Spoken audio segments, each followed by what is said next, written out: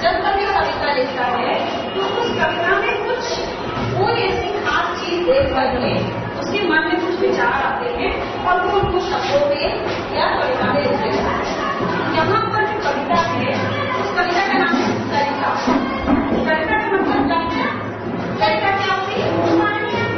और सरिता से क्या होती है? सरिता का मतलब क्या हुआ? नदी। जो नदी है उसको हम लोग सरिता कहते हैं। तो नदी आपने देखी है? हमारे शहर में कौन सी नदी है? गोमती नदी। आपने देखा है गोमती नदी?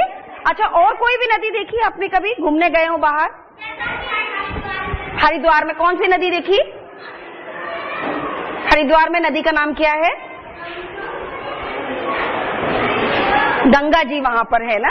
गंगा जी हरिद्वार से निकलती हैं। और कौन सी नदी देखी आपने?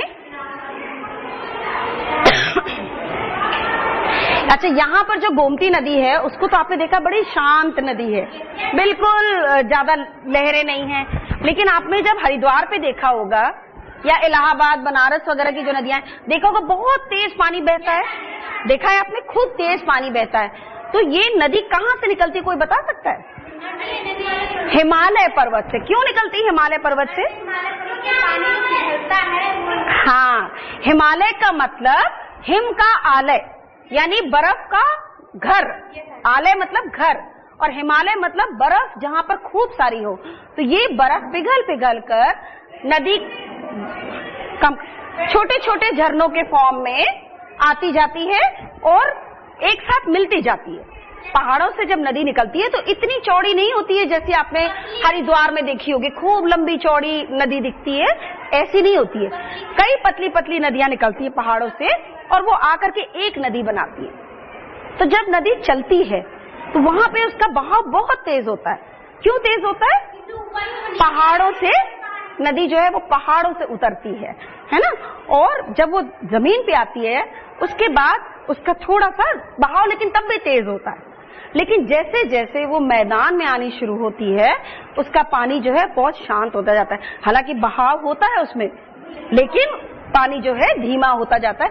तो वैसे ही आप जब गोमती नदी देखते हैं यहाँ पे तो आपको लगता है कि बहुत तेज नहीं बह रही है, लेकिन और नदियां जो आप पहाड़ों से जो निकलती है उनको आप देखेंगे तो बहुत तेज उसका तेज नदी बहती है। और कवि जो है इस कविता में नदी को देख करके उसकी बहुत सारी आवाज महसूस कर रहा है, बहुत सारी बातें महसूस कर रहा है कि वो कैसे निकलती है, कहाँ आती है, क्या सोचती होगी नदी। समझ गए? उन भावों को उसने कविता में बताया है और इसके कवि का नाम है गोपाल सिंह नेपाली। ठीक है, तो वो पहले हम आपको थोड़ा सा पढ़ के सुनाएंगे। कविता कहती है, यह लघु सरिता का बहता जल कितना शीतल कितना निर्मल, हिम गिरी के हिम से निकल निकल, यह विमल दूध सा हिम का जल, कर कर निनाद कल कल छल छल, तन का चंचल मन का विवल, यह लघु सरिता का बहता जल। ठीक है, तो हम आपको पहले तो बताते हैं कि कैसे पहाड़ होते हैं, है ना। आपने पहाड़ देखे कहीं? हाँ, ये हिमालय वाले पहाड़ हैं। ठीक है, इनमें बर्फ वाली है और नदी जो है वो यहीं पहाड़ों से कहीं से निकल रही है और ये बह रही है। ठीक है, अब ये तो हमने एक छोटा सा आपको वो बताया है कि भाई नदी जो है वो इस तरह से होती होगी, है ना। ठीक है, पहाड़ों पे वो भी होते हैं। ठीक है, तो अब यहाँ पर हम दिखा रहे हैं आपको कि कवि कह रहे हैं कि यह लघु, लघु मतलब छोटा, समझ गए। लघु का मतलब छोटा, इसका उल्टा होता है गुरु, बड़ा। ठीक है, तो वो कह रहे हैं ये लघु सरिता का बहता जल, कि ये जो छोटी सी नदी का जो बहता हुआ जल उसके बारे में बता रहे हैं, कितना शीतल कितना निर्मल। शीतल मतलब ठंडा। क्यों ठंडा होता है? हाँ, क्योंकि वो पहाड़ से निकल रहा है और बर्फ पिघल रही है तो वो खूब ठंडा है। और निर्मल बहुत ही सॉफ्ट, बहुत ही साफ पानी है इसका। हिमगिरी के हिम से निकल निकल के, हिमालय के जो बर्फ है उससे निकल निकल कर आ रही है। और यह विमल दूध सा, हिम का जल, बिल्कुल दूध की तरह। जब पहाड़ से निकलता है तो बहुत सफेद रंग का पानी दिखता है ना। जब नीचे आ जाता है तो बिल्कुल कलर, उसका रंग फर्क हो जाता है, लेकिन जब पहाड़ से गिरता है तो उसका रंग जो है सफेद सा दिखता है। तो कह रहे ये विमल दूध सा हिम का जल, कर कर निनाद कल कल छल छल। निनाद मतलब आवाज। कैसी आवाज कर रहा है? जो कवि महसूस कर रहा है कि जो आवाज नदी की आ रही है वो कल कल छल छल वाली आवाज जो है पानी की आ रही है। तन का चंचल मन का विवल। तन मतलब देखने में, है ना, बहुत ही चंचल लग रहा है, मतलब इतनी तेजी से बह रहा है, खूब चंचल लग रहा है। और मन का विवल मतलब व्याकुल, समझे कि नहीं, बेचैन आगे बढ़ने के लिए, है ना। यह लघु सरिता का बहता जल, कि ये छोटा सा सरिता का बहता हुआ जल। अब ये कह रहे हैं ऊंचे शिखरों से उतर उतर। ऊंचे शिखर क्या हुए?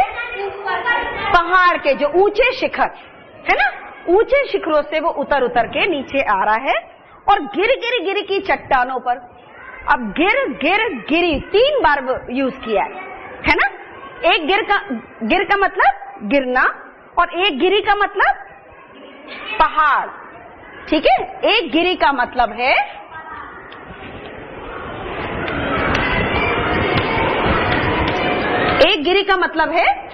पहाड़।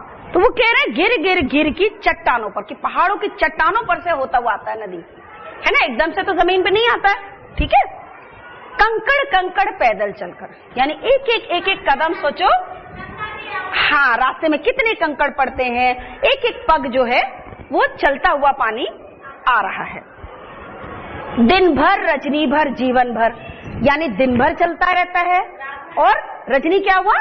रात, तो रात को भी वो चलता रहता है, और जीवन भर, यानी जब आप कभी पानी देखो तो मन में ये विचार जरूर उठते हैं कितने बरसों से ये पानी बह रहा होगा, कितने बरसों से पहाड़ बने होंगे और हिमालय उसमें हिम होगा और ये पिघल रहा होगा, पिघल पिघल कर कितने बरसों से, सदियों से ये पानी जो है बह रहा है। धोता वसुधा का अंतःस्थल। वसुधा मतलब हमारी धरती, तो अंतःस्थल मतलब धरती को धोता हुआ, उसकी साफ करता हुआ वो नीचे को उतर रहा है, और ये लघु सरिता का बहता जल, ठीक है। उसके बाद वो कहते हैं हिम के पत्थर वे पिघल पिघल। हिमालय के जो पत्थर, किन पत्थरों को कहा है? हिमालय, जो बर्फ के पत्थर, यानी छोटे नहीं होते, बड़े बड़े पहाड़ होते हैं वो बर्फ के, खूब बड़े बड़े पहाड़ होते हैं। तो वो कह रहे हैं कि हिम के पत्थर वे पिघल पिघल, की वो पत्थर जो है वही जब धूप पड़ती है उसमें, बर्फ में जब गर्मी आती है तो वो पिघलना शुरू होता है। बन गए धरा का वारी विमल, वो हमारी धरती का वारी विमल बन गए हैं, और सुख पाता जिससे पथिक विकल। जो पथिक मतलब, पथिक कौन हुआ? जो रास्ते पे पथ मतलब रास्ता, और पथिक मतलब जो रास्ते पे चलने वाला आदमी।